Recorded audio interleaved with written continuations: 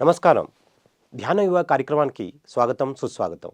ధ్యాన యువ కార్యక్రమం in association with DVM global ఈ ప్రోగ్రామ్ని సమర్పిస్తున్నారు. ఇవాళ మనం మహిళా శక్తి లేదా ఫెమినైన్ ఎనర్జీ గురించి మాట్లాడుకుందాం. మరి ఫెమినైన్ ఎనర్జీ ఏంటి? మరి మహిళలు ఈవోర్కు 30 సంవత్సరాల క్రితం ఎలా ఉండేవారు? మహిళలు ఇప్పుడు ఎలా ఉంటున్నారు? వాళ్ళలో ఎలాంటి చేంజెస్ వస్తున్నాయి? ఎస్పెషలీ టీనేజ్లో ఉన్న మరి యువకులు మరి ఎలాంటి ఛాలెంజెస్ ఫేస్ చేస్తున్నారు? ఇవన్నీ విషయాలు మాట్లాడడానికి మనతో పాటు ఉన్నారు సీనియర్ పిరమిడ్ మాస్టర్ అనిత గారు. సో అవును అడిగి ఈ విషయం పట్ల మన అవగాహన పెంచుకుందాం. నమస్తే మేడం. నమస్తే అండి. Welcome to the show. Yes madam, అంటే మన ఫెమినైన్ ఎనర్జీ గురించి మాట్లాడుకుంటున్నాం. అంటే యువకుల ఒక ఎనర్జీ సిస్టమ్ అంటే యంగ్ ఏజ్లో ఎలా ఉంటుంది, అంటే 12 ఇయర్స్ నుంచి 20 ఇయర్స్ వరకు యువకులు వాళ్ళకు ఎనర్జీ సిస్టమ్ అది ఎలా ఉంటుంది, especially with focus to young ladies అనమాట. అంటే ఈ 30 ఇయర్స్ బ్యాక్ యువతీమణులు వాళ్ళు ఎలాంటి వాళ్ళ దగ్గర అంటే ఆపర్చునిటీస్ ఉండేవి, తర్వాత ఛాలెంజెస్ ఉన్నవి అన్న విషయం మీద మనం మాట్లాడుకుందాం. 30 ఇయర్స్ బ్యాక్ మరి యువతీమణులకు మరి ఎలాంటి ఛాలెంజెస్ ఉండేవి? ఇప్పుడున్న అప్పుడున్న ఆపర్చునిటీస్ పోల్చుకుంటే ఇప్పుడు చాలా ఎక్కువ ఉన్నాయి. అప్పుడు ఏవీ లేవు. అప్పుడు టీనేజ్లోకి వచ్చినప్పటి నుంచి పేరెంట్స్ చూసుకునే విధానం మారిపోయేది. ఓకే. సెక్యూరిటీ చూసేవాళ్ళు, ఒక అన్న తమ్ముడు ఇలాగ. స్పెషల్గా స్కూల్స్కి పంపించేటప్పుడు కానివ్వండి, బయటికి ఎక్కడైనా వెళ్ళాలన్నా ఒక తోడని పంపించేవాళ్ళు. ఆ తోడు చిన్నగా వాళ్ళకి కరాటే ఇలాంటి విద్యలు నేర్పించటము, స్కూలింగ్తో పాటు అవి కూడా ఉండేవి. ఇప్పుడు ఇండిపెండెంట్గా ఉంటున్నారు, తల్లిదండ్రులు ప్రోత్సహిస్తున్నారు. అప్పుడు భయపడేవాళ్ళు. అక్కడి నుంచి ఇక్కడికి మారే క్రమంలో ఈ 30 ఇయర్స్లో రకరకాల మార్పులు వచ్చాయి. అన్నిటికీ సిద్ధంగా ఉన్నారు. ఫస్ట్ తన గురించి తాను తెలుసుకొని ఆ టీనేజ్ అయిపోయేలోపు టీనేజ్ గర్ల్ నుంచి ఉమెన్గా మారేలోపు తన స్ట్రెంగ్త్ ఏంటో తను తెలుసుకుంటుంది.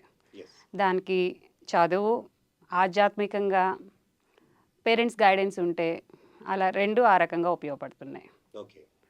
అప్పుడు ఇంతగా స్పిరిచువాలిటీ గురించి ఎవరికి తెలియదు, ఎవరింట్లో వాళ్ళు.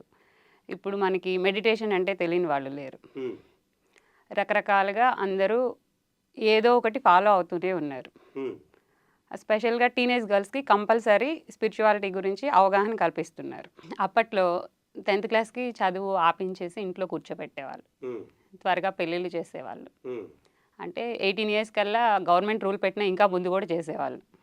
ఇప్పుడు కంపల్సరీ ప్రతి ఒక్కళ్ళు మినిమం క్వాలిఫికేషన్ పోస్ట్ గ్రాడ్యుయేషన్ చేస్తున్నారు, తర్వాత జాబ్ చేస్తున్నారు. వాళ్ళకి ఏం కావాలి, ఎలా ఉండాలి వాళ్ళే డిసైడ్ చేసుకుంటున్నారు. పెళ్ళి చేసుకోవాల్సి వచ్చిన ఈ వాళ్ళ రిక్వైర్మెంట్స్ ఏవైతే ఉన్నాయో అవి ఉంటేనే పెళ్ళికి ఒప్పుకుంటున్నారు. 25 ఇయర్స్ లోపు అయితే పెళ్ళి కూడా ఎవరు చేసుకోవట్లేదు. తమ గురించి తమకి తెలుస్తుంది. అంటే 30 ఇయర్స్ బ్యాక్ వాళ్ళకి ఏంటంటే కనుక రెస్ట్రిక్టెడ్ ఎన్విరాన్మెంట్లో ఉండేవారు, ఎక్కువ చదవనిచ్చేవారు కాదు. తర్వాత వాళ్ళ పెళ్లి విషయాల్లో కూడా వాళ్ళ తల్లిదండ్రిదే పై చేయి ఉండేది, వీళ్ళకి తెలిసేది కాదు. తర్వాత ఒక డబ్బు అర్జితం చేయాలంటే కనుక వాళ్ళకి కుదిరేది కాదు. అంటే వాళ్ళు తల్లిదండ్రితో ఉన్నప్పుడు వాళ్ళని అడిగేవారు, తర్వాత పెళ్ళి అయిపోతే కనుక వాళ్ళ భర్తదే ఎక్కువ శాతం వరకు పెత్తనం అన్నది వాళ్ళ హస్బెండ్కి ఉండేది. కానీ ఇప్పుడు మనల్ని ఎవరైతే ఉన్నారో వాళ్ళకి ఏంటంటే ఫ్రీడమ్ ఉంది, చదువుకునే స్వేచ్ఛ ఉంది, అలాగే పెళ్ళిలో వాళ్ళ ఒక పార్ట్నర్ చూస్ చేసుకునే స్వేచ్ఛ ఉంది. అలాగే వాళ్ళు కూడా జాబ్ చేసుకుని వాళ్ళు కూడా ఆ డబ్బు అర్జితం చేస్తున్నారు. అంటే సార్ ఇప్పుడైనా అప్పుడైనా ఫ్యామిలీస్ చాలా వరకు పిల్లలకి పెళ్లి చేస్తే మా పని అయిపోతుంది అన్న ఉద్దేశంతో కొంతమంది ఉంటున్నారు, కొంతమంది ఉండరు. పెళ్లి చేస్తే మా పని అయిపోతుంది అనుకునే వాళ్ళు ఆ టైంలోనైనా ఈ టైంలోనైనా ఎప్పుడైనా ఒకేలాగా ఆలోచిస్తారు. ఏదో కొన్ని కుటుంబ పరిస్థితుల వల్ల పెళ్లి చేసేవాళ్ళు, కానీ అప్పుడైనా ఇండిపెండెంట్గా ఉండటానికే ఎక్కువ ప్రాముఖ్యతనిచ్చేవాళ్ళు. పెళ్లి చేసిన వాళ్ళు తర్వాత ఏంటి అన్నది ఆలోచించేసేవాళ్ళు. అప్పుడు పెద్దవాళ్ళని ఎదిరించటము అన్నట్లుగా ఉండేది. ఆ అమ్మాయి నేను చదువుకుంటాను, నేను చేస్తాను ఇలా చెప్తే. ఇప్పుడు చెప్పకపోతే ఈ అమ్మాయి ఏంటి చెప్పట్లేదు అన్నట్లుగా పెద్దవాళ్ళే చేస్తున్నారు. మెయిన్ కుటుంబ పరిస్థితులు, ఆ చుట్టుపక్కల ఉన్న ఎన్విరాన్మెంట్, స్కూల్స్ కాలేజెస్ ఇప్పుడు మనం ఎక్కడున్నా చుట్టూ ఒక ఇల్లు ఉంటే ఒక 10 ఇళ్ళకి ఒక దగ్గరే పెడుతున్నారు ప్రైవేట్ కాలేజెస్ అన్నీ వచ్చి. అప్పుడు పక్క ఊర్లకు వెళ్ళటము, బస్సులు, ట్రాన్స్‌పోర్ట్ ప్రాబ్లమ్ వల్ల కూడా కొంచెం వెళ్ళేవాళ్ళు కాదు. అంటే ఈ వరకు వాళ్ళు మహిళలు ట్రావెల్ చేయాలంటే కనుక సాయంత్రం దాటితే బయటకు వెళ్ళనిచ్చేవారు కాదు. అంటే ఒక రకంగా అడ్వాంటేజెస్ ఉన్నాయి, అలాగే కొన్ని ఛాలెంజెస్ కూడా ఉన్నాయి. ఫస్ట్ మన అడ్వాంటేజ్ వైపు చూస్తున్నాం, దాని తర్వాత నెక్స్ట్ తరుణంలో మనం ఛాలెంజెస్ చూస్తాం. అంటే ఇప్పటిదాకా వాళ్ళకి డెవలప్మెంట్ వచ్చింది, ఎడ్యుకేషన్ బాగుంది, మెరుగుపడుతోంది. తర్వాత వాళ్ళ గురించి వాళ్ళు తెలుసుకునే అవకాశం ఉంటుంది. ఎడ్యుకేషన్ పరంగా కానీ జాబ్ పరంగా కానీ ఇండివిజువాలిటీ అనేది పెరిగింది. వాళ్ళు ఇండివిజువల్గా రాగలుగుతున్నారు, వెళ్ళగలుగుతున్నారు. సో ఈ వరకు మహిళలకి ట్రాన్స్పోర్ట్కి దానికి యాక్సెసిబిలిటీ ఉండేది కాదు. కానీ ఇప్పుడు మరి యువతీమణులకి చిన్నప్పటి నుంచి ఒక వెహికల్ కొనిస్తుంటే వాళ్ళకి కాలేజ్కి వెళ్ళాలన్నా, లేకపోతే వేరే ఎక్కడైనా సూపర్ మార్కెట్కి వెళ్ళి వాళ్ళకి కావాల్సిన వస్తువులు తీసుకురావాలన్నా వాళ్ళ తల్లిదండ్రికి హెల్ప్ చేస్తున్నారు. సో ఈ విధంగా వాళ్ళు కొంచెం డెవలప్ అయ్యారు. సో కొన్ని అడ్వాంటేజెస్ వరకు ఇది చూస్తున్నారు. కొన్ని ఛాలెంజెస్ ఉన్నాయి. అంటే వర్క్ స్పేస్లో కానీ బులియింగ్ కానీ, అంటే ఇలా చేయడం కానీ, సో ఇలాంటి కొన్ని ఛాలెంజెస్ కూడా వాళ్ళు ఫేస్ చేస్తారు. సో ఇలాంటి విషయాల్లో మరి ఎలాంటి జాగ్రత్తలు తీసుకోవాలంటారు ఒక యువతీమణులకి? ప్రకటనలు మీవి, ప్రచారాలు మావి. జీవితంలోని వెలుగులు అందరివి. DVM గ్లోబల్ ఛానల్లో మీ ప్రకటనల కోసం సంప్రదించవలసిన ఫోన్ నంబర్స్. అంటే అప్పుడు మనకి మెయిన్ యువతులకి టీచింగ్ సైడు, బ్యాంక్ సైడు ఇలాంటి కొన్ని చూసేవాళ్ళు. 10 to 5, 9 to 6 ఇలా కొన్ని. అప్పట్లో కూడా ఒక కిరణ్ బేడి, ఒక కరణం మల్లేశ్వరి, ఇలాంటి వాళ్ళందరూ విభిన్నంగా ఉన్నారు కదా. వాళ్ళ కుటుంబంలో వాళ్ళని ప్రోత్సహించి పంపిస్తేనే కదా మెయిన్ ఎవరైతే ఆ లక్ష్యాన్ని ఏర్పరచుకున్నారో, ఆ లక్ష్యాన్ని ఏర్పరచుకునే వాళ్ళ శ్రమ, పట్టుదల, కృషి ఇవన్నీ ఆటోమేటిక్గా కుటుంబం కూడా సపోర్ట్ చేస్తుంది. ఇప్పుడు అవకాశాలు ఎక్కువ ఉన్నాయి, ఇప్పుడు కుటుంబం సపోర్ట్ చేస్తుంది. కానీ అప్పటికన్నా ఇప్పుడు ఇంకా ఎక్కువ. పుట్టినప్పటి నుంచి మనం అన్ని రకాలుగా నేర్పిస్తున్నాం. ఫస్టే అన్ని చూపిస్తున్నాం. ఒక 10 చూపించి నువ్వు ఒకటి చూజ్ చేసుకోమంటున్నావు. చదువు ఒకటే కాదు, ఎందులో అయినా సెటిల్ అయిపోవచ్చు అని చెప్తున్నాం. కానీ ఎక్కువ మంది ఒక సాఫ్ట్వేర్ ఇంజనీర్గా, ఒక డాక్టర్గా ఇట్లానే చూస్తున్నారు. అవి తెలియకుండా పెద్దవాళ్ళు ఏదైతే అనుకున్నారో అది పిల్లల మీదకి మనం చెప్పేస్తున్నాం. ఆ పిల్లలు అటు చెప్పలేక ఇటు చెప్పలేక అప్పుడు సఫర్ అయిన వాళ్ళు ఉన్నారు, ఇప్పుడు అవుతున్నారు, చాలామంది అవుతున్నారు. అది పెద్దవాళ్ళు అర్థం చేసుకోవాలి. ఫస్ట్ నీకేం కావాలి అని మనం వాళ్ళని అడగాలి. వాళ్ళు మనకి చాయిస్ ఇచ్చినప్పుడు మనం అప్పుడు చెప్పాలి. ఇవరకు అసలు చెప్పేవారు కాదు, ఇప్పుడు ఎక్కువ చెప్తున్నారు అనేసి అంటారు.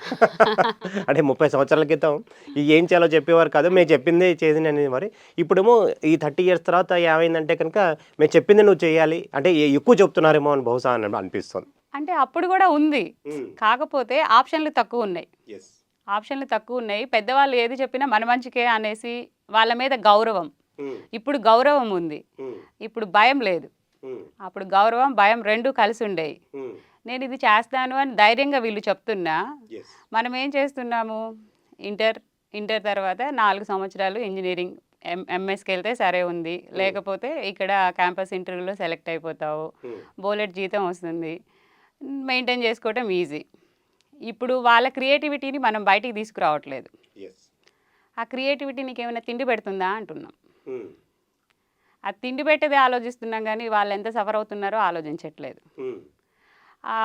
వాళ్ళ ఇష్టం ఏదైతే ఉందో అది కనుక్కొని దానికి మనం సపోర్ట్ చేస్తే వాళ్ళు అనుకున్న లక్ష్యాన్ని వాళ్ళు చేరుతారు. అంటే ఈ 21st century యువతీమణులకి అంటే ఎలాంటి కేటగిరీ అంటే వాళ్ళకి ఇంట్రెస్ట్ ఉంటుంది, అంటే ఎలాంటి సెగ్మెంట్లో గ్రో అవుతున్నారంటారు, ఏమేమి ఆపర్చునిటీస్ వాళ్ళకు ఉన్నాయంటారు? అన్నింటిలో ఆపర్చునిటీస్ ఉన్నాయి, అంతరిక్షం నుంచి అన్నీ.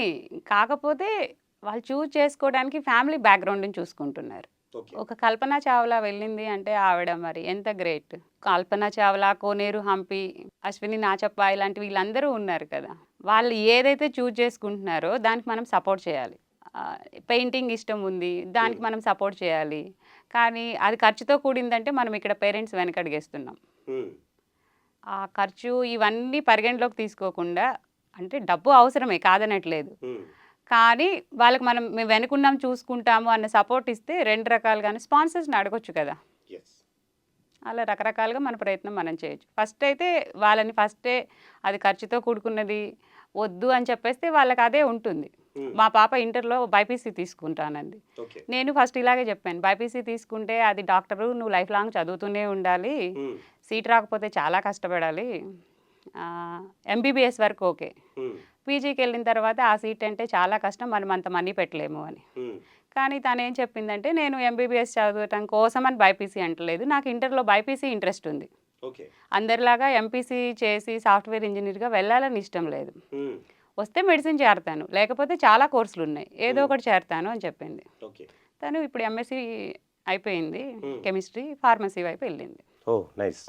అలా ఒక్కొక్కళ్ళు ఒక్కొక్కలాగా. అంటే మన కోసం వాళ్ళని ఇది చేయటం కరెక్ట్ కాదు, మరి వాళ్ళకి గైడెన్స్ ఇవ్వకుండా వాళ్ళు ఏదంటే అది మనం తా అంటే తందన అంటాము కరెక్ట్ కాదు. ఫస్ట్ చెప్పాలి, వెయిట్ చేయాలి, రెండూ చెప్పాలి, వాళ్ళకి చివరికి ఏది ఇష్టమైతే మనం అది సపోర్ట్ చేయాలి. మనది కూడా వాళ్ళు గైడెన్స్ తీసుకుంటున్నారు కదా, అది నా అభిప్రాయం అయితే. ఎస్, నెక్స్ట్ ఛాలెంజెస్ వస్తే కనుక మరి ఈ యూత్, ఈ 21st సెంచరీ ఉమెన్స్కి మరి ఎలాంటి ఛాలెంజెస్ వస్తున్నాయి, సో దాన్ని ఎలాగా అధిగమించాలి అనేసి అంటారు? అంటే ఈ ఛాలెంజెస్ ఫేస్ చేసుకుంటూ ఎలా ముందుకు సాగాలి అంటారు? ఇందాక చెప్పుకున్నట్టుగా అంటే మనం కొన్ని ఎస్పెషల్లీ బీపీఓస్లో వచ్చిన తర్వాత నైట్ షిఫ్ట్స్లో కానీ, లేకపోతే మన వర్క్ కల్చర్లో కానీ, అంటే ఒక్కొక్కసారి ప్రమోషన్ పరంగా కూడా చాలా ఇబ్బంది పడుతూ ఉంటారు. తర్వాత నైట్ షిఫ్ట్లో ట్రావెల్ చేస్తున్నప్పుడు కూడా వాళ్ళకి కొంచెం సేఫ్టీ ఇష్యూస్ ఉన్నాయి. సో ఇలాంటి కొన్ని ఛాలెంజెస్ ఉన్నాయి. సో ఇలాంటి ఛాలెంజెస్ని మరి ఎదుర్కొంటూ మరి ఎలా ముందుకు సాగాలంటారు? చూసే దృక్పథం మారాలి. ఇప్పుడు అందరూ వెళ్తున్నారు, ఇప్పుడు 5 అబ్బాయిలు కలిసి వెళ్తుంటారు, ఎవరు అభ్యంతరం పెట్టరు. ఆ 4 అబ్బాయిలు ఒక అమ్మాయి అంటే 5వ పర్సన్కి వాళ్ళతో నువ్వు వెళ్ళటం అవసరమా, క్వశ్చన్ మార్క్. వాళ్ళతో వెళ్ళగలిగే అంత స్వేచ్ఛ మనం ఇవ్వాలి. వాళ్ళు ఈ అమ్మాయిని తీసుకెళ్ళినా వాళ్ళు ఎలా చూసుకుంటారన్నది రెండో థాట్ మనకు ఉండకూడదు. అది ఎలాంటి ఇక్కడ ఎన్విరాన్మెంట్ ఎలా ఉంటే మనం అలా పంపించగలము. ఆ వర్క్ దగ్గర కానివ్వండి, ట్రావెల్లో కానివ్వండి, ఫస్ట్ సొసైటీలో మార్పు వస్తే ఆటోమేటిక్గా ఆడ మగ తేడా ఉండదు. అప్పుడు ఆ ఉమెన్ ఏది చేసినా కానీ పర్ఫెక్షన్ వస్తుంది. అది చేయాలంటే అందరిలో మార్పు రావాలి. ఫస్ట్ అది నాకు నా ఇంట్లో నుంచి, మీకు మీ ఇంట్లో నుంచి. సమాజం అంటే ఎవరో కాదు కదా, నేను మీరు అందరం కలిసి ఉన్నాము కదా.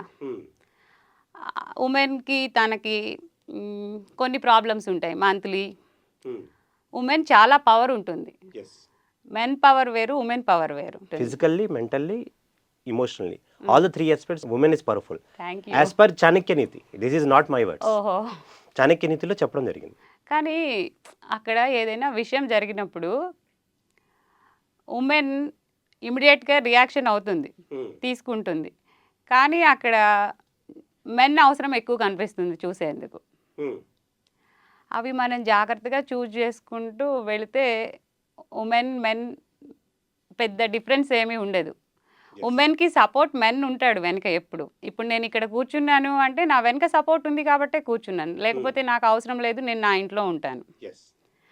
ఇద్దరు మెన్ ఆర్ ఉమెన్ ఒక అండర్స్టాండింగ్తో కలిసి ట్రావెల్ చేస్తే, అది ఆఫీస్ వర్క్ విషయం కానివ్వండి, ఫ్యామిలీ విషయం అది కానివ్వండి, అప్పుడు మనం అనుకున్నట్లు సాధించగలుగుతాం. ఇప్పుడు ఇంట్లో నుంచి బయటికి ఒక ఉమెన్ బయటికి వచ్చింది అంటే వెనుక మెన్ ఫ్యామిలీ సపోర్ట్ ఎంతో ఉంటుంది. ఫ్యామిలీ సపోర్ట్ లేనిదే రాలేదు కదా. ఒకవేళ వచ్చిన ఫ్యామిలీ సపోర్ట్ లేకపోతే తను ఫుల్ ప్లెడ్జ్గా ఉండలేదు అక్కడ. పైకి అంటున్నా కానీ లోపల తనకు అది తొలుస్తూనే ఉంటుంది.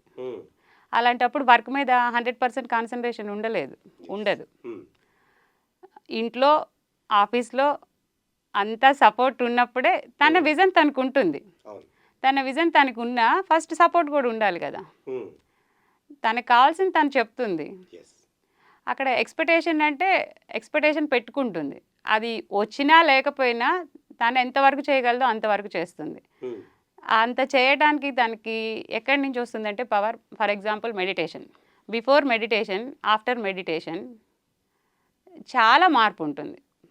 అది నా వరకు నేనైనా చెప్పగలను. ఒక చిన్నప్పుడు కూడా నాకు జపం చేయటం ఇలాంటివి తెలుసు, కానీ అది ఏదో అలా సరదాగా అనుకునేదాన్ని. ఈ మెడిటేషన్ చేసిన తర్వాత నాలో నాకే తెలియని ఆ పవర్ని నేను గుర్తించాను. అది ఇక్కడ ఉపయోగపడుతుంది. ఓకే. ఇప్పుడు స్కూల్స్లో కాలేజెస్లో మనము ఎప్పుడు చిన్నప్పటి నుంచి మెడిటేషన్ కనుక ఒక సబ్జెక్ట్ ఎలాగో దీన్ని కూడా అలా అలవాటు చేసామనుకోండి, ఇప్పుడు మనం ఏదైతే మాట్లాడుకుంటున్నామో ఆ ఎనర్జీస్ అన్నీ అక్కడ ఉంటాయి. ఓకే. కొంతమంది అది అబ్జర్వ్ చేయలేదు, కానీ ఆ ఎనర్జీస్ పనిచేస్తున్నాయి. ఇప్పుడు ఒక సార్ ఉన్నారు, ఆయన ఉమెన్ ఎనర్జీతో కూడా పనిచేస్తారు, కానీ మనకు కనిపించదు. ప్రేమతత్వం ఇప్పుడు కాళీమాత అని చెప్పుకుంటాము. ఆవిడ ఎన్ని ఎనర్జీస్ ఉన్నాయి, కానీ ఆవిడని కాళీ అంటే మనం ఒక భయంకర రూపంలానే ఊహించుకుంటాం. ఆవిడ దగ్గర ప్రేమతత్వం ఉంటుంది. అక్కడ ఏ ప్లేస్లో ఏ ఎనర్జీ పెట్టాలో అది పెడుతుంది. ఒక స్త్రీ, ఒక యువతి ఏది అవసరమైనప్పుడు అది చేయగలదు. ఆ చేయటానికి మూలం ఫస్ట్ తనని తను ప్రిపేర్ చేసుకుంటుంది. ఆ సిచ్యువేషన్ వచ్చినప్పుడు దేనికైనా రెడీ. సిచ్యువేషన్ రాకముందు ఉన్నంత వరకు మనకు అవసరమా, నాకెందుకులే అనుకుంటుంది. ఆ సిచ్యువేషన్ తన దాకా వస్తే దేనికి వెనకడుగు వేయదు. ఎడ్యుకేషన్ సెగ్మెంట్లో వస్తే కనుక ఈ మధ్యన యువకులు యువతి కలిసి అంటే కో ఎడ్యుకేషన్ అన్నది చేస్తున్నాను, కానీ కొంతమంది ఓన్లీ గర్ల్స్ కాలేజ్కే లేకపోతే దానికే సీమితం అయిపోతున్నారు. సో ఈ ఎడ్యుకేషన్ సిస్టంలో కో ఎడ్యుకేషన్ ఎంతవరకు రోల్ ప్లే చేస్తుందంటారు, లేకపోతే వాళ్ళు ఒక డెవలప్మెంట్కి ఏ రకంగా ఈ కో ఎడ్యుకేషన్ అనేది ఉపయోగపడుతున్నారు? Co education is best sir. Only women's కాలేజ్కి వెళ్తే ఉమెన్ గురించి తప్ప వాళ్ళకి ఏం ఉండదు. ఓన్లీ ఇక్కడ బాయ్స్ వీళ్ళకి వెళ్ళారు అంటే వీళ్ళకి అంతే ఉంటుంది. ఇప్పుడు మనం లెగిసినప్పటి నుంచి మన ఫ్యామిలీలో కానివ్వండి, వర్క్ దగ్గర కానీ ఇద్దరు కలిసి ఉండాలి కదా. ఇద్దరు కలిసి ఉండటం వల్ల అక్కడ ఏది అవసరం అవుతుంది, ఎప్పుడు ఏది అవసరం అవుతుంది వాళ్ళు ఈజీగా తెలుస్తుంది. ఇద్దరు వేరువేరుగా పెట్టారనుకోండి, అతను చూస్తున్నాడు అని ఆమె చూస్తుందని అతను, అదంతా వేరేలా అయిపోతుంది. ఇక్కడ మనం జెండర్ని చూడకూడదు. తను నేను అంతే, ఇద్దరం. ఇప్పుడు మన ఇద్దరం మాట్లాడుకుంటున్నాము, మీరు అడుగుతున్నారు, నేను చెప్తున్నాను, ఇద్దరి మధ్య ట్రాన్స్ఫర్మేషన్ జరుగుతుంది. ఇప్పుడు మీరు క్వశ్చన్ చేస్తున్నారు, ఆ క్వశ్చన్ దేనికి సంబంధించి అని నేను ఆలోచిస్తున్నాను. ఆవిడ చెప్తున్నారు, నేను నెక్స్ట్ ఏం అడగాలని మీరు ఆలోచిస్తున్నారు. ఇక్కడ కామన్గా జరిగిపోతుంది. అదే అక్కడ ఉమెన్ అరే జెంట్ ఉన్నాడు, నేను ఎలా మాట్లాడతాను, అరే మేలు ఇలా అనుకుంటున్నాం అనుకోండి, అక్కడ జరగదు కదా. 50-50 అర్ధనారీశ్వర తత్వం అదే కదా. కాబట్టి కో ఎడ్యుకేషన్ మంచిది. తప్పనిసరి పరిస్థితుల్లో అప్పట్లో ఉన్నాయి, ఇప్పటి కూడా కొన్ని చోట్ల ఉన్నాయి. కొన్ని ఫ్యామిలీస్లో వాళ్ళకున్న రిస్ట్రిక్షన్స్, వాళ్ళకున్న ఆ నాలెడ్జ్ అది వాళ్ళ వ్యక్తిగతం. నేనైతే కో ఎడ్యుకేషన్నే ప్రిఫర్ చేస్తాను. అంటే నా ఒక పర్సనల్ ఇది కూడా చెప్తాను. మా మదర్ చిన్నప్పుడు ఆమె గ్రాడ్యుయేషన్ చేయాలంటే ఆ ఊరు నుంచి వేరే ఇంకో పట్టణానికి వెళ్ళాల్సి వచ్చేది అనమాట. సో ఆ విలేజ్లో ఉన్న వాళ్ళందరూ కూడా మా తాతగారికి చెప్పారట, ఈ అమ్మాయిని అంత దూరం పంపించడం కరెక్ట్ కాదు, అంటే ఒక 15 కిలోమీటర్స్ ట్రావెల్ చేసి వెళ్ళాల్సి వచ్చేది. పబ్లిక్ ట్రాన్స్పోర్ట్లో వెళ్ళాలి, అక్కడికి వెళ్ళి చదువుకోవాలి, సాయంత్రం దాకా ఉండి ఆ డిగ్రీ కాలేజీలో చదువుకుని మళ్ళీ ఇంటికి రావాలి. సో ఇలాంటి రిస్క్ అవసరమా అని చెప్పేవాట. ఆ క్లాస్లో 150 మంది ఉంటే కనుక దాంట్లో 5గురే ఉమెన్ ఉండేవాట. కానీ మా మదర్ అలా వెళ్ళి చదువుకుని సక్సెస్ఫుల్గా గ్రాడ్యుయేషన్ చేసుకుని వచ్చింది అనమాట. సో ఆ ఊరు మొత్తానికి ఫస్ట్ గ్రాడ్యుయేట్ మా మదర్ అనమాట. సో అంచేత ఆ టైమింగ్లో ఛాలెంజెస్ అలా ఉండేవి. ఇప్పుడు ఏంటంటే కనుక మన ఎడ్యుకేషన్ కొంచెం ఫ్రీ చేసిన తర్వాత మహిళలు ఈజీగా అక్కడ వాళ్ళు ఎడ్యుకేషన్ చేసుకోగలుగుతున్నారు. ఎడ్యుకేషన్ చేసుకుంటేనే అంటే ఒక యువతి రేపొద్దున ఒక ఉమెన్ కింద ట్రాన్స్ఫార్మ్ అవుతుంది. ఎప్పుడైతే ఒక ఉమెన్ కింద ట్రాన్స్ఫార్మ్ అవుతుందో, ఒక పెళ్లి చేసుకుంటుందో, అప్పుడు వాళ్ళ పిల్లలకి ఎడ్యుకేట్ చేసుకోగలుగుతుంది. అంటే ఒక స్త్రీకి మన ఎడ్యుకేషన్ ఇస్తే కనుక ఆ ఫ్యామిలీ అంతా కూడా ఎడ్యుకేట్ అవుతుందని అంటారు. సో ఈ అంశంలో మీరేమంటారు?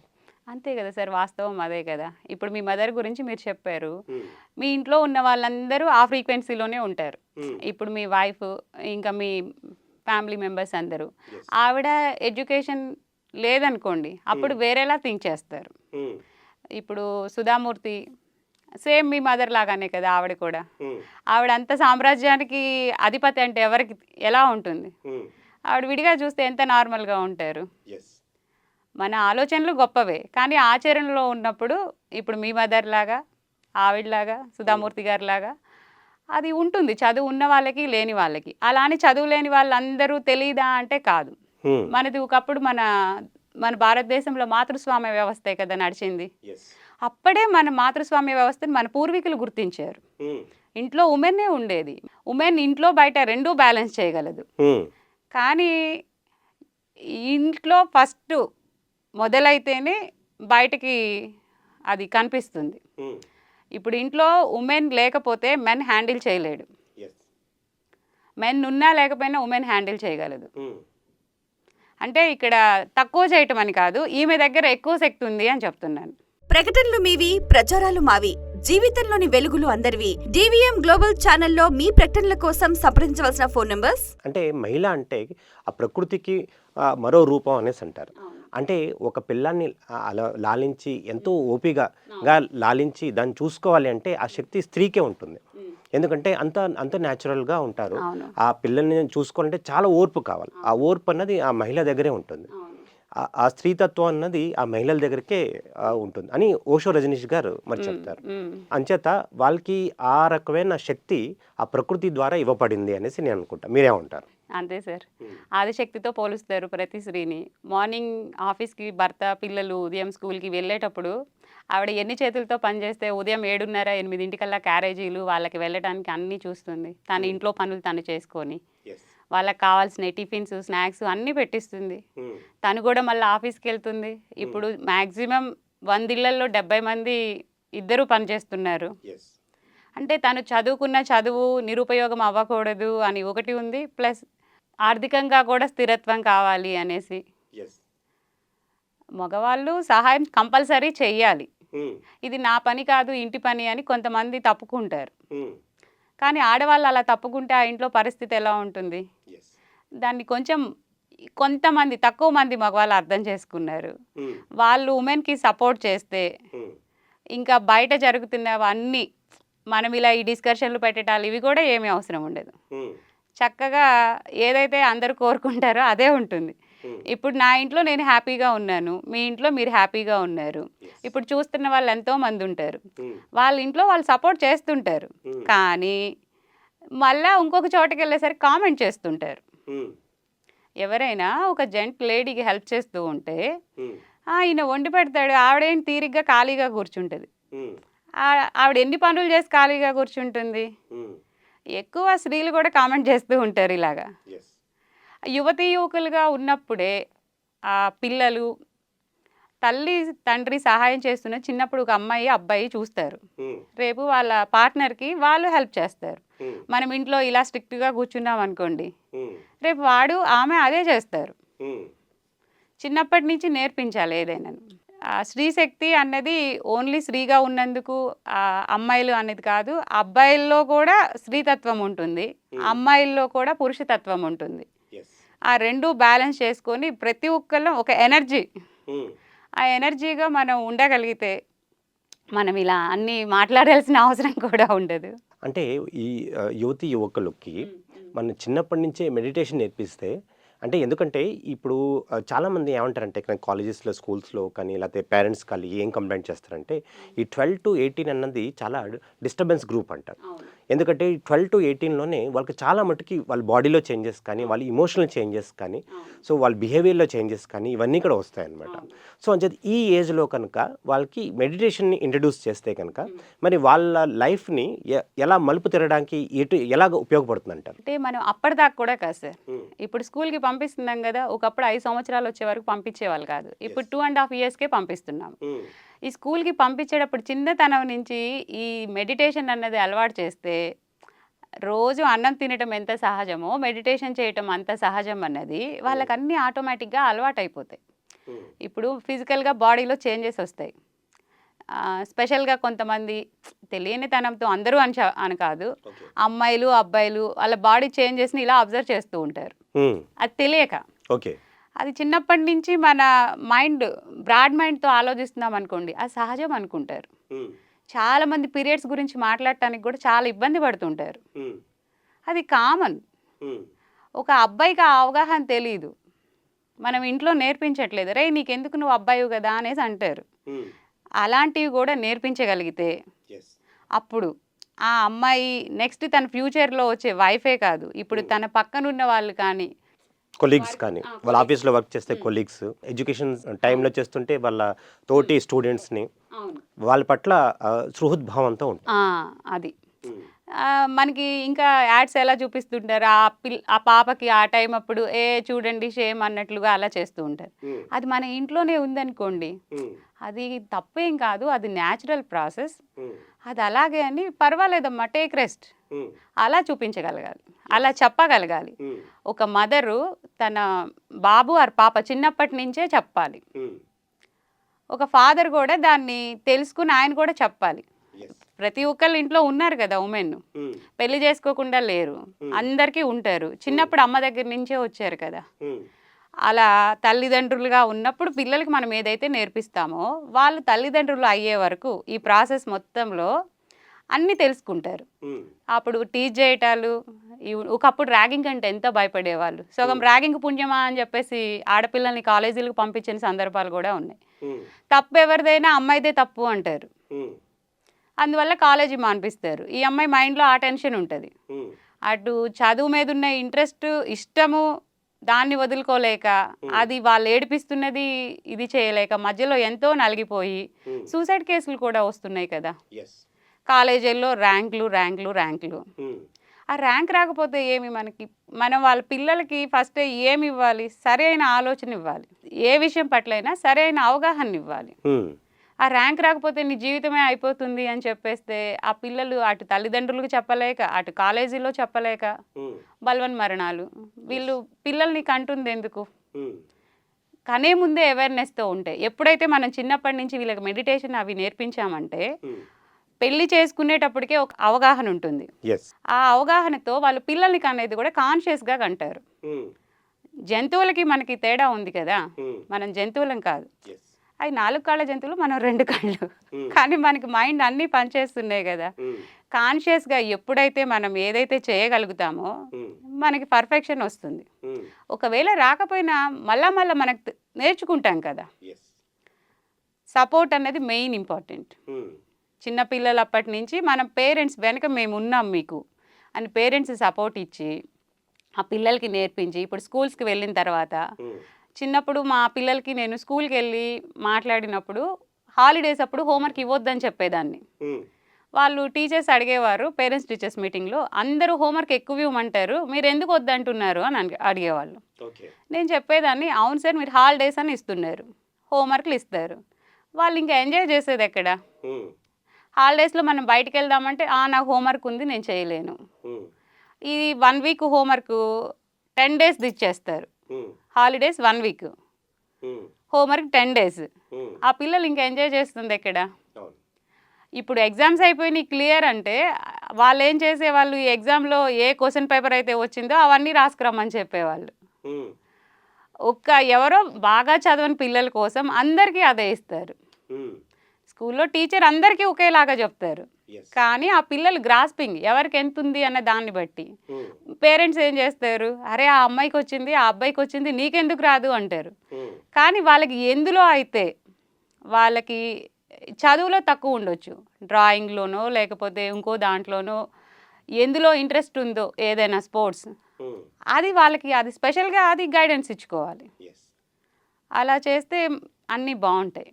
ప్రకటనలు మీవి, ప్రచారాలు మావి, జీవితంలోని వెలుగులు అందరివి. DVM గ్లోబల్ ఛానల్లో మీ ప్రకటనల కోసం సంప్రదించవలసిన ఫోన్ నంబర్స్. ఎస్ మేడం, ఇందాక మీరు చెప్పారు అంటే మహిళలు కూడా మ్యారేజ్ చేసుకునే ముందు వాళ్ళకి ప్రీ మ్యారిటల్ కౌన్సిలింగ్ ఇస్తే బాగుంటుందని చెప్పారు. సో ఈ ప్రీ మ్యారిటల్ కౌన్సిలింగ్ అంటే ఏంటి, అది ఇస్తే కనుక వాళ్ళల్లో ఎలాంటి మార్పులు జరుగుతాయి, తర్వాత వాళ్ళ ఈ మ్యారేజ్ కోసం ఎలా ఉపయోగపడుతుంది అంటారు? అది సార్, ఇప్పుడు ఒక పెళ్ళి చేసుకునే ముందు ఆ అమ్మాయి మెంటల్గా ఎలా, రేపు కొత్త ఫ్యామిలీలోకి వెళ్తారు, ఇప్పటి వరకు అంటే అరేంజ్డ్ మ్యారేజెస్లో అయితే అమ్మాయి అబ్బాయి ముందు తెలియదు, లవ్ మ్యారేజెస్ అంటే ఒక అవగాహన ఉంటుంది, కానీ అక్కడికి వెళ్ళటం వాళ్ళందరితో కలిసి ప్రయాణం చేయాలి. జాయింట్ ఫ్యామిలీస్ అయితే అందరూ కంపల్సరీ, ఇండివిజువల్గా అయితే వీళ్ళిద్దరు, ఆ అబ్బాయి అభిరుచులు తెలియదు, ఈ అమ్మాయి అభిరుచులు ఏంటో ఇద్దరికీ తెలియదు, వీళ్ళిద్దరు ఫస్ట్ కొన్ని రోజులు అర్థం చేసుకోవడానికి సరిపోతుంది. ఈ వర్క్ ప్రెషర్ వల్ల అర్థం చేసుకునేది కాస్త అపార్థం చేసుకోవటం ఎక్కువైంది అనుకోండి, అది వేరేలాగా ఉంటుంది. ముందే మనము కొన్ని క్లాసెస్ అటెండ్ అయ్యి దాని గురించి తెలుసుకొని ఒక అవగాహనకు వస్తే అది చాలా ఉపయోగపడుతుంది. అత్తగారింటికి వెళ్ళినప్పుడు ఆ అత్తగారులు కూడా మన అమ్మాయి వేరే ఇంటికి వెళ్ళినప్పుడు ఏది అయితే మనం ఎక్స్పెక్ట్ చేస్తామో ఇక్కడ ఈ వచ్చిన అమ్మాయికి అది ఇవ్వాలి మనం. అలా చేశారనుకోండి అక్కడ అత్త కోడళ్ళ బంధం కాదు, అమ్మ కూతురు బంధమే ఉంటుంది. అక్కడ అత్త మంచిదే కావచ్చు, మామ మంచివాడే కావచ్చు, కానీ అక్కడ మొత్తం అత్త కోడళ్ళ మధ్య తిరుగుతూ ఉంటుంది. ఫస్టే ఒక అండర్స్టాండింగ్ ఉంటే అలాంటి ఇబ్బందులు ఏమీ ఉండవు. సో ఇప్పుడు దాకా మనం ప్రీ మ్యారిటల్ కౌన్సిలింగ్ గురించి మాట్లాడుకున్నాం. అంటే ఒకసారి మ్యారేజ్ అయిన తర్వాత మరి మహిళల్లో కూడా చాలా చేంజెస్ వస్తాయి. అంటే పురుషుడి కంటే ఎక్కువ మహిళల్లో కూడా చాలా చేంజెస్ వస్తాయి అని మనం ఇందాక చెప్పుకున్నాం. అవును. సో మ్యారేజ్ అయిన తర్వాత మరి ఎలాంటి జాగ్రత్తలు తీసుకోవాలి అన్నది ఆ అంశంలో కూడా మీరు చెప్తారా? అలాగే, తప్పకుండా. ఇప్పుడు మ్యారేజ్ అయింది సార్, ఇద్దరు ఒకే ఆఫీస్లో పనిచేస్తే ఒకలా ఉంటుంది, వేరు వేరు ఆఫీసుల్లో పనిచేస్తారు. అబ్బాయి ప్రమోషన్ రావటం కోసం తన పెట్టుకుంటాడు, అమ్మాయి పెట్టుకుంటుంది. అక్కడ పిల్లల దగ్గరికి వచ్చేసరికి అమ్మాయి క్యారీ చేయాలి. తను ప్రెగ్నెంట్ అప్పుడు లీవ్స్ ఇవన్నీ డెలివరీ అయ్యేంత వరకు ఒకటి ఉంటుంది. ఆఫ్టర్ డెలివరీ ఆ బేబీని చూసుకోవాలంటే ఎవరు చూసుకోవాలి? ఇప్పుడు మదర్ ఉంటుంది, అమ్మాయి మదరు అబ్బాయి మదరు, వాళ్ళ దగ్గర కొన్ని రోజులు ఉంచగలం. అక్కడ అబ్బాయి కూడా ఆ బాధ్యతను షేర్ చేసుకోవాలి. చాలా చోట్ల అబ్బాయిలకు కూడా సెలవులు ఇస్తున్నారు, కానీ అబ్బాయిల ప్రమోషన్లు బాగానే ఉంటాయి, అమ్మాయిలు వెనుకబడుతున్నారంటే ఇది కూడా ఒక కారణం. వాళ్ళు పుట్టుకతోనే మాతృత్వం ఇది వచ్చేస్తుంది. అబ్బాయిలకి వచ్చినా కానీ ఆ వర్క్ టెన్షన్లు వీళ్ళు తీసుకోరు. ఆ అమ్మాయి అటు ఆఫీస్ని ఇటు ఇంటిని బ్యాలెన్స్ చేసుకోవాలంటే మెంటల్లీ తను అక్కడ ఎంత స్ట్రాంగ్గా ఉన్నా హస్బెండ్ నుంచి తను కొంచెం ఎక్స్పెక్ట్ చేస్తుంది. ఈ అబ్బాయి తన ఇదితో ఇవ్వలేడు. అక్కడ అమ్మాయి కొంచెం డిప్రెషన్కి వెళ్ళిపోతుంది. ఆ డిప్రెషన్కి వెళ్లకుండా ఉండాలంటే ఇక్కడ సపోర్ట్ ఎవరు చేయాలి? అబ్బాయే చేయాలి. అక్కడ ఫ్యామిలీ సపోర్ట్ ఉన్నా కానీ హస్బెండ్ స్పెషల్గా హస్బెండ్ సపోర్ట్ ఎంతో కోరుకుంటుంది. కొంతమంది చెప్పినా అర్థం చేసుకోరు, ఏమి చేయలేని పరిస్థితి ఉంటుంది. కొంతమంది చెప్తే అర్థం చేసుకుంటారు, కానీ చేయలేని సిచ్యువేషన్ ఉంటుంది.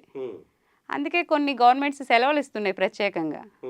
6 months అంటారు. ఆ 6 months డెలివరీ తర్వాత కాదు, 6 months బేబీకి 6 months వచ్చినప్పటి నుంచి ఉంటే ఇంకా బాగుంటుంది. వాళ్ళు ఆ గ్రోత్ ఆ ఇదిలో చాలా అవసరం. అక్కడ తల్లి అయిన ఆనందం కన్నా ఈ వర్క్ బ్యాలెన్స్ చేసుకోలేక ఫస్ట్ 5 months బేబీ ఎలా ఉంచితే అలానే ఉంటారు. తర్వాత వాళ్ళు పాకటం మొదలుపెట్టినప్పటి నుంచి కనిపిస్తాయి అన్నీ. అప్పుడు ఎక్కువ అవసరం ఉంటుంది. పేరెంట్స్ సపోర్ట్ ఉంటే బాగుంటుంది. ఇప్పుడు ఎవరికి వాళ్ళు ఇండివిజువల్ ఫ్యామిలీస్ అయిపోయి అలా ఉండట్లేదు కాబట్టి అప్పుడు ఎవరో ఒకళ్ళని తప్పనిసరిగా మనం సపోర్ట్ తీసుకోవాలి. మనం ఫారిన్ కంట్రీస్ ఇండియన్స్ వెళ్ళిన వాళ్ళని నవ్వుతూ ఉంటాం. ఇక్కడ పేరెంట్స్ వెళ్తున్నారు ఒక 6 నెలలు, అమ్మాయి వాళ్ళ పేరెంట్స్ అబ్బాయి వాళ్ళ పేరెంట్స్ అంటే ఆయా పోస్టా అని నవ్వుతారు. వాళ్ళు కూడా ఆయా పోస్ట్ ఇవ్వడానికి ఏం పిలవరు, వాళ్ళు ఉండలేకపోతున్నారు. డే కేర్లు ఉంటాయి, డబ్బులు పెట్టుకోవచ్చు, ఆ డబ్బులు సేవ్ చేయడానికి అనుకుంటారు, కానీ ఆ తల్లి తండ్రి మన ఫ్యామిలీ బాండింగ్ వాళ్ళది ఉండదు కదా. ఇప్పుడు ఎంత ఏడ్చి గుక్క పెట్టినా తల్లి ఎత్తుకుంటే ఏడు పాపేస్తుంది, తర్వాత తండ్రిని గుర్తుపెట్టుకుంటారు. ఫ్యామిలీ మెంబర్స్ అలాగే. అక్కడ ఆ అబ్బాయి మెయిన్ తన నుంచి తాను ఇవ్వాలి సపోర్ట్. అది ఎంత సపోర్ట్ ఇచ్చాడు అంటే ఆ అబ్బాయి అంత ఆధ్యాత్మికత ఎదుగుదల ఉన్నవాడైతే అంత ఇస్తాడు. నేనేం చేయలేను అని చేతులు ఎత్తేసిన అమ్మాయి జాబ్ మానేయడానికి కూడా సిద్ధపడిద్ది, అబ్బాయి మానేస్తే సిద్ధపడలు. ఒకవేళ అమ్మాయిది మంచి జాబ్ అయ్యి అమ్మాయి జాబ్ కంటిన్యూ చేస్తూ అబ్బాయి నేను జాబ్ మానేస్తానని మానేసిన వాళ్ళిద్దరు అండర్స్టాండింగ్ బాగానే ఉంటుంది. ఇరుగు పొరుగు ఉంటారు కదా, వాళ్ళ నుంచి రకరకాల కామెంట్లు వస్తుంటాయి. ఆ అబ్బాయి మెచ్యూర్డ్గా ఆలోచించేవాడైతే అవి పరిగణలోకి తీసుకోడు. అలాంటి అబ్బాయిలు రావాలని కోరుకోవట్లేదు కానివ్వండి, అన్ని రకాలు ఉండాలి. అప్పుడే ఆమెకి సపోర్ట్ ఉంటుంది. కాబట్టి ఆ పిల్లల పెంపకంలో తల్లిదండ్రి పాత్ర ఇద్దరిది కీలకంగా ఉంటుంది. ఇప్పుడు ఈ పిల్లలే కదా నేటి పిల్లలే రేపటి పౌరులు. ఫ్యూచర్ ఆటోమేటిక్గా జనరేషన్ మారే కొందికి మార్పు వస్తుంది. ఇప్పుడు చాలా వరకు అబ్బాయిలు 30 yearsలో పేరెంట్స్ అయిన అబ్బాయిలు చాలామంది ఇక్కడ వైఫ్కి చాలా హెల్ప్ చేస్తున్నారు. స్పిరిచువాలిటీలో ఉన్న వాళ్ళు, లేని వాళ్ళు అతి తక్కువ మంది హెల్ప్ చేస్తున్నారు. స్పిరిచువాలిటీ అన్నది చాలా ఉపయోగపడుతుంది. దానికి మనం బేస్ ఎక్కడ? మళ్ళీ ఫస్ట్ చిన్నప్పటి నుంచే ధ్యానము, ధ్యానం వల్ల జ్ఞానము, అంతే. కాబట్టి మెయిన్ స్కూల్ నుంచే మనకి ఫోకస్ ఉండాలి. ఓకే. అక్కడ టీచర్స్ కానివ్వండి, ఇంట్లో పేరెంట్స్ కానివ్వండి, పిల్లలు ఉండేది ఎక్కువ వీళ్ళ దగ్గరే కదా. ఇప్పుడు పొద్దున 8ంటికి వెళ్తారు బస్సులో, సాయంత్రం ఇంటికి 5ంటికి వస్తారు. ఆ తోటి స్నేహితులు, ఆ స్కూల్లో టీచర్స్, ఆ వచ్చిన మిగిలిన టైంలో వాళ్ళకి టైం మనం కేటాయించి కాస్త మొబైల్కి దూరంగా ఉండి సోషల్ మీడియాలో తక్కువ ఉంటూ వాళ్ళకి టైం కేటాయిస్తే బాగుంటుంది. సో మీరు చాలా మంచి పాయింట్ రేస్ చేశారు. సోషల్ మీడియా అన్న పాయింట్ రేస్ చేశారు. సో సోషల్ మీడియా వచ్చిన తర్వాత ఈ మహిళలకి, యువతీ మనలకి మరి ఏ రకంగా మరి దీంట్లో అడ్వాంటేజెస్ ఉన్నాయి, దీంట్లో ఛాలెంజెస్ కూడా ఉన్నాయి. సో ఈ 2 విషయాల్లో మీరు చెప్తారా? ఫస్ట్ అడ్వాంటేజెస్ చెప్పండి. అంటే ఏ రకంగా వాళ్ళకి సబ్జెక్ట్ నాలెడ్జ్ పరంగా కూడా వాళ్ళు ఈ హెల్ప్ తీసుకోగలుగుతారు. అలాగే ఛాలెంజెస్ కూడా ఉన్నాయి. అంటే ఈ సోషల్ మీడియాలో చాట్స్ ద్వారా కానీ అవును, అవును. వేరే దీంట్లో ఉంటే కనుక వాళ్ళకి ఎటువంటి ఛాలెంజెస్ కానీ థ్రెట్స్ కానీ ఉంటాయి అన్నది కూడా చెప్తారా? ఇప్పుడు మనం తెలియని కొత్త విషయం తెలుసుకోవాలి. మన పేరెంట్స్ని అడగడానికి మొహమాటం, ఫ్రెండ్స్ని అడిగితే నవ్వుతారేమో, అలాంటిది గూగుల్లో చూస్తాం. ఇది ఒక ఉపయోగం. కానీ ఇప్పుడు ఆన్లైన్ ఫ్రెండ్షిప్స్ ఉన్నాయి. అక్కడ అమ్మాయో తెలియదు, అబ్బాయో తెలియదు, పర్సనల్ విషయాలు షేర్ చేసుకున్నారనుకోండి, అది కష్టం. అక్కడ అవేర్గా ఉండాలి. అవేర్గా ఉన్నప్పుడు ఫ్రెండ్షిప్ ఎంతవరకు ఫ్రెండ్షిప్ అది తెలుసుకోవాలి. అంటే వీళ్ళు అవేర్గా ఉండాలంటే కనుక ఆ వయసులో వాళ్ళకి అవేర్గా ఉండాలన్న సంగతి కూడా తెలియదు. అంటే మన అక్కడ పేరెంటల్ గైడెన్స్ ఉండాలంటారా, లేదా టీచర్స్ గైడెన్స్ ఉండాలంటారా? అంటే పేరెంట్స్ వాళ్ళ పర్సనల్ లైఫ్లోకి వెళ్ళి వాళ్ళు ఏం చేస్తున్నారని చూసి చూడనట్టుగా కొంచెం మానిటర్ చేస్తూ ఉండాలంటారా? మీరేమంటారు? మంచి చెడు రెండు చెప్పాలండి. మంచి చెడు రెండు చెప్పినప్పుడు ఆ పిల్లలకి తెలుస్తుంది. ఇప్పుడు మనం వద్దు అని చెప్పామనుకోండి, ఆ గదిలోకి వెళ్ళొద్దు అని తలుపేసామనుకోండి, ఆ గదిలో ఏముందో చూడాలని చూస్తూ ఉంటారు. ఆ గదిలో ఇది ఉంది, అక్కడికి ఒకవేళ నువ్వు వెళ్ళావనుకో చూసుకొని వెళ్ళు అని చెప్పామనుకోండి, ఏముండదు. మనం అలా కాకుండా ఆ గదిలో అది వద్దు వాళ్ళకి తెలియద్దు అని చెప్పేసి సీక్రెట్గా తలపేసామనుకోండి, ఏముందో చూడటానికి వెళ్తారు. సోషల్ మీడియా అయినా అంతే, ఈ మంచి చెడు అన్నీ ఉన్నాయి. ఒకవేళ పొరపాటున ఏదైనా జరిగినా నీకు మేము ఉన్నాము, జరిగింది జరిగిపోయింది అని మనం సపోర్ట్ ఇస్తే ఆ పిల్లలు మనకు అన్ని ధైర్యంగా చెప్పగలుగుతారు. ఆ పిల్లలకి ఫస్ట్ మనం సపోర్ట్ ఇవ్వాలి. ఇప్పుడు తల్లిదండ్రులు వాళ్ళ పిల్లల గురించి వాళ్ళు ఏమి మంచి జరిగినా చెడు జరిగినా వాళ్ళే ఫీల్ అవుతారు. ఫ్రెండ్స్ సేమ్ ఏజ్ ఫ్యాక్టర్ ఉంటుంది. వీళ్ళకి ఎంత తెలుసో వాళ్ళకి అంతే కదా తెలుస్తుంది. కానీ పిల్లలు ఫ్రెండ్స్తో ఎక్కువ షేర్ చేసుకుంటారు. తల్లిదండ్రులే ఫ్రెండ్స్ లాగా ఉన్నారనుకోండి, అప్పుడు వీళ్ళతో షేర్ చేసుకుంటారు. చాలా అద్భుతమైన పాయింట్ చెప్పారు. తల్లిదండ్రులు వాళ్ళతో ఫ్రెండ్షిప్ చేయాలనేసి అంటారు. ఈవెన్ మన చాణక్య నీతిలో కూడా ఏం చెప్తారంటే ఒక వయసు వచ్చేంత వరకు వాళ్ళకి ఆర్డర్స్ ఇవ్వాలి. అంటే ఒక 16 ఇయర్స్ వచ్చేంత వరకు, 16 ఇయర్స్ దాటిపోయిన తర్వాత వాళ్ళని ఫ్రెండ్స్ కింద చూడాలి అనేసి చెప్తారు. సో అంచేత మీరు అన్నట్టుగా చాలా అద్భుతమైన పాయింట్ చెప్పారు. వాళ్ళతో తల్లిదండ్రులు కనుక ఒక ఫ్రెండ్స్లో వ్యవహరిస్తే కనుక వాళ్ళ పర్సనల్ విషయాలని చెప్తారు. అంటే స్కూల్లో ఏం జరిగింది, వాళ్ళు ఎవరెవరితో కలుస్తున్నారు, మరి ఎలాంటి ఫీడ్బ్యాక్లు వచ్చాయి, మరి ఎన్నో విషయాలన్నీ కూడా షేర్ చేస్తే కనుక వాళ్ళు సరైన ట్రాక్లో ఉన్నారా, లేకపోతే ఏదైనా మరి ఆపదకి దగ్గరగా వెళ్తున్నారా అన్నది ఈ విషయం వాళ్ళ తల్లిదండ్రికి తెలుసుకుంటుంది. సో మరి ఈ ప్రోగ్రాంలో ఈ ఫెమినైన్ ఎనర్జీ అనే అంశంలో మీరు ఫైనల్గా ఇచ్చే మెసేజ్ ఏంటి? ఫస్ట్ చెప్తాను సార్. ఇప్పుడు తల్లిదండ్రులుగా మన బాధ్యత పిల్లలు ఎలా ఉన్నారు, వాళ్ళని మనం ఎలా పెంచుతున్నాము, ఎలా వాళ్ళు చేస్తున్నారు అన్నది మనం చెప్పాల్సినవన్నీ మనం చెప్తాం, మనం చూస్తూ ఉంటాం. అక్కడ వాళ్ళకి తెలియకుండా చూడటం కాదు, తెలిసే చూస్తుంటాం. మనం ఓపెన్గా ఉంటే వాళ్ళు ఓపెన్గా చెప్తారు. అలా కాకుండా వాళ్ళ మీద మనం స్పైలా ఉన్నాం అనుకోండి, అమ్మ నన్ను అబ్జర్వ్ చేస్తుంది, నాన్న నన్ను అబ్జర్వ్ చేస్తున్నారు అని చెప్పేసి వాళ్ళు ఇంకా జాగ్రత్తగా ఉంటారు. కాబట్టి ఒక స్పైలా కాదు, మనం ఒక ఫ్రెండ్లా ఉండాలి. ఎక్కడ గైడెన్స్ ఎలా ఉంటే బాగుంటుంది అన్నది మనకు అనిపించింది వాళ్ళతో చెప్పుకోవాలి. అప్పుడు వాళ్ళు ఆటోమేటిక్గా మనం చెప్తారు. ఇప్పుడు ఈ విషయం నేను అమ్మకి చెప్పినా నాన్నకి చెప్పినా నో అంటారు అనుకుంటే వాళ్ళు దాన్ని చెప్పరు. మన పిల్లలకి చిన్నప్పటి నుంచి సరి అయిన అవగాహనతో పెంచి వాళ్ళతో మనం ఓపెన్గా అంటే లోపల ఒకటి పైన ఒకటి కాకుండా ఏది జరిగినా దాన్ని యాక్సెప్ట్ చేస్తాము అన్న విధంగా ఉంటే పిల్లలు కూడా హ్యాపీగా అన్నీ చెప్తారు. కాబట్టి అలా ఉంటే మంచిది. ఎస్ మనం ఎంతో అద్భుతంగా మరి ఈ ఫెమినైన్ ఎనర్జీ అనే టాపిక్తో మన మహిళా శక్తి గురించి కూడా మాట్లాడుకున్నాం. మరి ఇప్పుడు యువతీ మనలు మరి ఎలాంటి ఛాలెంజెస్ ఫేస్ చేస్తున్నారు, ఎలాంటి అడ్వాంటేజెస్ వాళ్ళకి వచ్చాయి, మరి తల్లిదండ్రి కూడా వాళ్ళ పాత్ర ఏంటి వీళ్ళు ఒక డెవలప్మెంట్లో, అలాగే ఓ టీచర్స్ పాత్ర, అలాగే కో ఎడ్యుకేషన్ గురించి మాట్లాడుకున్నాం, తర్వాత వాళ్ళ ఫ్యూచర్ లైఫ్ గురించి, మ్యారిటల్ సిస్టమ్ గురించి మాట్లాడుకున్నాం. సో ఇవన్నీ అంశాలు చాలా అద్భుతంగా మీరు చెప్పడం జరిగింది. ఇంత జ్ఞానం ఇచ్చినందుకు మీకు ఎంతో కృతజ్ఞతలు. Thank you. సో ఇదండి ఇవాల్టి ధ్యాన యువ కార్యక్రమం ఫెమినైన్ ఎనర్జీ పైన. ఇంకొక ఎపిసోడ్లో మళ్ళీ కలుసుకుందాం. అంతవరకు సెలవు. ప్రకటనలు మీవి, ప్రచారాలు మావి. జీవితంలోని వెలుగులు అందరివి. DVM గ్లోబల్ ఛానల్లో మీ ప్రకటనల కోసం సంప్రదించవలసిన ఫోన్ నంబర్స్